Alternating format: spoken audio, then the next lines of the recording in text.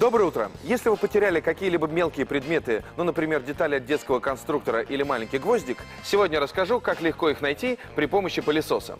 Возьмите шланг, прикрепите на его трубку любую тряпочку,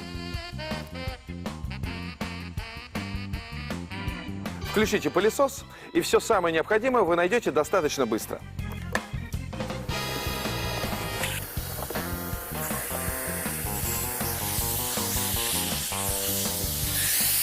Проще простого.